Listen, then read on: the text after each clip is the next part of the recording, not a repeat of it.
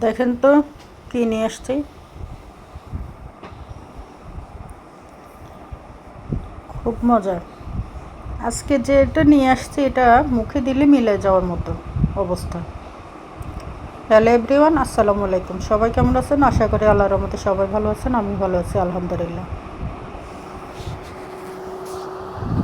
দেখে নিশ্চয় বুঝতে পারতেছেন পিঠা। হ্যাঁ, ঠিক কথাই বলছেন। আমি পিঠা নিয়ে আসছি আজকে। আমাদের নোয়াখালী বিখ্যাত পান্তুয়া পিঠা, যাকে আমি এক সময় নাম দিয়েছিলাম পান পিঠা।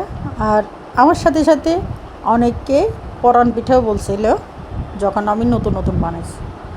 আচ্ছা, এটা আমি বানাইছিলাম অনেক আগে, কিন্তু এরপর যে এটা এত বেশি আমাদের নোয়াখালীতে ফেমাস হবে আমি জানতাম না।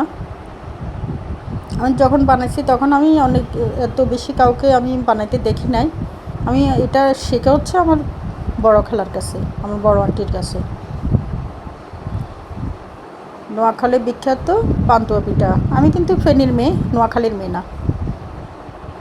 তো দিয়ে দিলাম। আমার ভিডিও দেখে নিশ্চয় বুঝতে পারতেছেন আমি কতটুকু কি দিছি। হ্যাঁ, ঠিকই ধরতে পারতেছেন, বুঝতে পারতেছেন, কারণ এখানে ভিডিও চলতেছে, বুঝে যাওয়ার কথা। এখানে আমি আরেকটা ডিমকে পাটিসাপটার মতো করে বানাবো।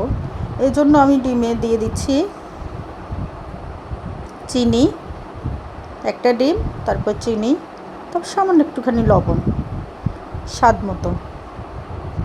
এটাকে আমি হাত দিয়ে ফেটিয়ে নিচ্ছি। দেখেন,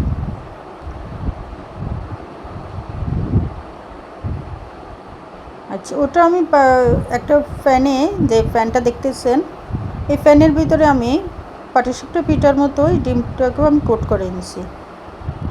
এখন যে বেটারটা আমি রেডি করছিলাম, এই বেটার মধ্যে এই ডিমের কিছু অংশ আমি চুবিয়ে নিলাম।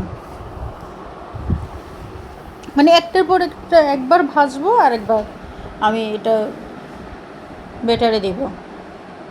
দেখছেন তো? আমি প্যানে তেল দেখতেছেন? তেল নাই কিন্তু, প্যানে তেল, সামান্য তেল।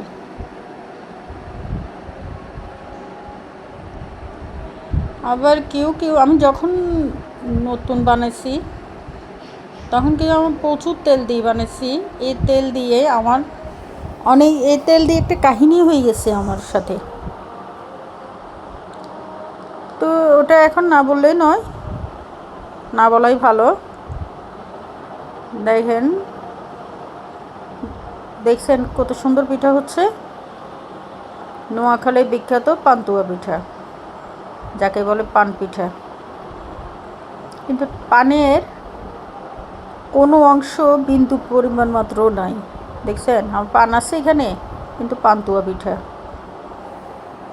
আমি চামচ দিয়ে একবার ভাজতেছি, আবার বেটারে দিচ্ছি। দেখছেন, এইভাবে আমি বারবার করে কোট করব। এই পিঠ ও পিঠ ভেজে ভালো করে, এক পিঠ ভালো করে ভাজলে আরেক পিঠ ভাজা শেষ। দেখছেন, আবার বেটারে দিচ্ছি। এভাবে দিতে থাকবেন শুধু। এটা হচ্ছে আপনাদের পছন্দ অনুযায়ী, যা আপনি কতটুকু বানাবেন বা কত বড় করে বানাবেন। আমি আমার পছন্দ মতো বানাইছি, আপনারা দেখে বুঝতে পারতেছেন। তো এটা এত বেশি ইয়েও হয় নাই। এটার আরেকটা রেসিপি আমি নিয়ে আসবো পরবর্তী ভিডিওতে।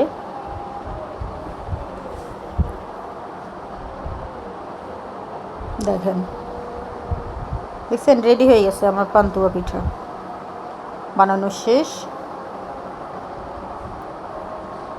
পান্তুয়া পিঠা রেডি করা শেষ। এটা হচ্ছে এবার, হ্যাঁ, ইয়ে করে ফালা সাইড দিয়ে আমি কেটে যে কিছু অংশ আছে ওগুলো বাদ দিচ্ছি, সাইড করে কেটে রেখে দিচ্ছি সৌন্দর্যের জন্য। এটা আপনারা সৌন্দর্যের জন্যও করতে পারেন, আবার নাও করতে পারেন। এটা আপনাদের পছন্দ মতো কাটবেন, কীভাবে কাটবেন। আমি আমার পছন্দ মতো কাটছি। দেখেন